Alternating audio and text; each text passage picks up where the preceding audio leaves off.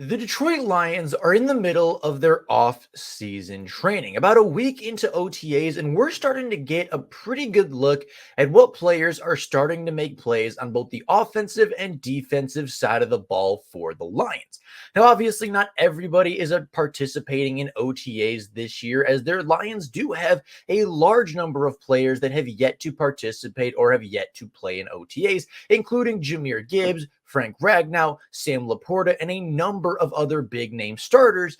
But with that being the case, that leaves the door open for a lot of younger players and a lot of rookies to make their name and make plays to make the roster. And today we are going to be taking a look at the 7 biggest standouts from the first week of Detroit Lions OTAs, starting off with their 2024 first-round pick in Terrion Arnold. The 24th overall pick in the 2023 draft has been nothing short of impressive so far throughout OTAs, having 2 interceptions already, with his second one coming off of a Jared Goff throw. Terrion Arnold was covering Jameson Williams on 7-on-7 routes, and after a quick comeback by Jameson Williams, Terrion Arnold was able to jump the route, making a diving interception and taking the football away for the Detroit Lions defense. Now, his first pick came in rookie minicamp, as we saw, from an undrafted rookie quarterback versus an undrafted rookie wide receiver, but this interception comes off of an NFL starter, a great NFL quarterback in 7-on-7s versus arguably the twitchiest and hardest wide receiver to cover on the Detroit Lions roster. We've seen Jameson Williams run comeback routes. We've seen Jameson Williams stop on a dime before and send wide receivers 3 or 4 yards past him. Jamo does stop really quickly. Jameson does run a really nice comeback route, a really nice stop route, and Terrion Arnold was all over it, jumping the route, diving interception, and taking the football away for the defense for the second time in just a single week. He's living up to expectations so far already. He's been really good in coverage for the Detroit Lions, very impressive on the defensive side of the ball and very impressive in the secondary, and him earning playing time next to Carlton Davis is going to be massive for the Detroit Lions in their secondary this season. Now, that is not to say that Jameson Williams isn't having his own very impressive OTAs. Jameson Williams, as we've talked about before, is arguably the most improved player on the Detroit Lions roster, and it's being seen very early and very often in training camp. His ability to track the deep ball is vastly improved this season, as he had a huge play deep touchdown as he split safety Ifeatu Melifanu as well as cornerback Kendall Vilder. He pulled away from both of them as the football was in the air for a deep touchdown, as well as multiple other big connections and big catches, including a 30-yard reception in 7-on-7s to put the Detroit Lions in field goal range, in which James Tucker kicked the what would have been game-winning field goal in the 2-minute drill.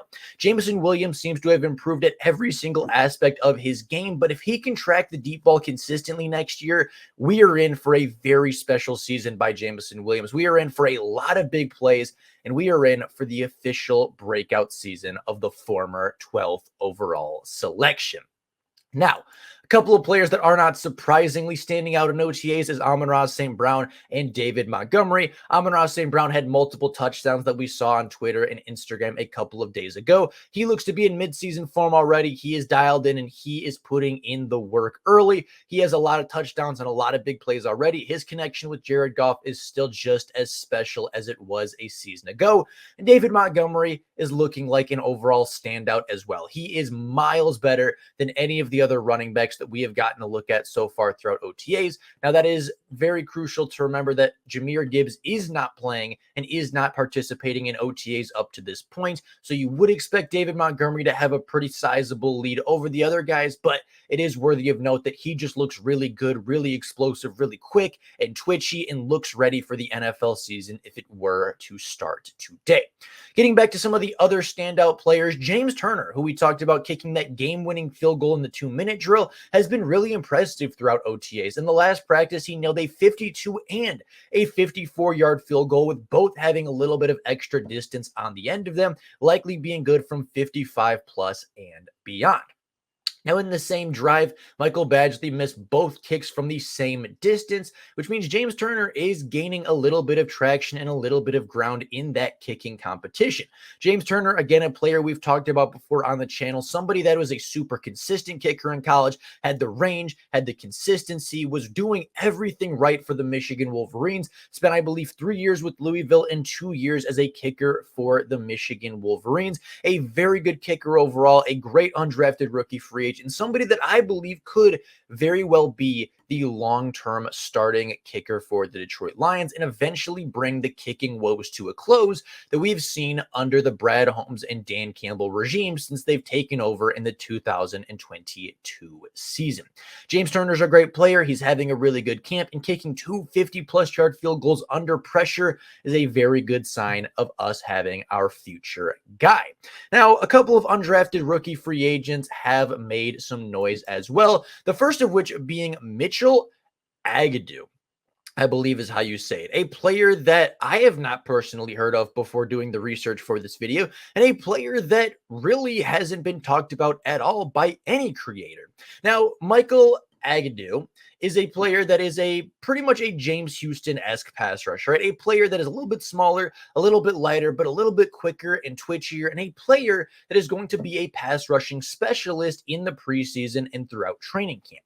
With James Houston not being available for practice as of right now, that gives Mitchell a great chance to make his name known and a great chance to make plays on the field, and he did just that in yesterday's practices. He had multiple pressures as well as a sack in the 2-minute drill with the ability to get to the quarterback. Now, again, this is versus backups. This is versus the second or third string offensive line, but still making plays in OTAs is making plays in OTAs. And with multiple pressures as well as a sack in the 2-minute drill, it's very important to take a look at that and see what the Detroit Lions potentially have as their extra depth pass rushers, because as great as James Houston is, there is still a lot of depth to be acquired, and there still is a lot of depth to be proven with the Detroit Lions in their current pass rushing state. Now, the last player we're going to take a look at is one of my favorite undrafted rookie free agents from this last class, that being Maurice Norris, the safety slash cornerback slash slot player from Fresno State. Now, Maurice Norris had a pair of pass deflections over the past couple of practices, and one of which was a crucial play to prevent a long touchdown by Maurice Alexander. It is said that his closing speed is something that is on full display. His ability to be a coverage cornerback has been very, very well tested, and he's basically every single time showed up to the play, and he has been able to make big passes defended, make big plays in the passing game. And as a undrafted rookie free agent corner in a corner class and a corner group on the Detroit Lions that is already very deep, he is showing up. He is making big plays, and I think he's making a case for himself to make the roster. But again, it's going to be tough with cornerbacks on the roster of Terrion Arnold, Ennis Rakestraw. You have Carlton Davis already. You have Emmanuel Mosley. You have Amik Robertson. You have Kendall Vilder, who's already on the roster. You have Stephen Gilmore, who's already on the roster. So you have a lot of competition, but as we've talked about before, Maurice Norris is a player that very well could play that Brian Branch role. A player that has great instincts from the slot, a player that is not afraid to hit, not afraid to tackle, has good ball skills. And despite not being the most overall elite athlete on the field, his instincts put him in the right spot at the right time. He's always taking the football away, always having a positive impact on the defense. And I do think with the limited depth that the Lions have at slot cornerback behind Brian Branch, with the potential of Brian Branch playing more of that safety role, meaning you need another slot cornerback, there's a good chance that Maurice Norris either ends up making the roster as that primary backup or is a depth piece that the Lions just like in the secondary that can play some safety, that can play some slot, that can play some boundary, and just an overall very versatile piece to a very versatile defense. But whatever the case may be and whatever role Maurice Norris is playing, he has been a standout so far throughout OTAs, making massive multiple PBUs and again, preventing that long touchdown to Maurice Alexander, one of my favorite players in the UDFA class, and a player that I am certainly hoping ends up making the final roster. But with all of that being said, That is all I have for you guys today.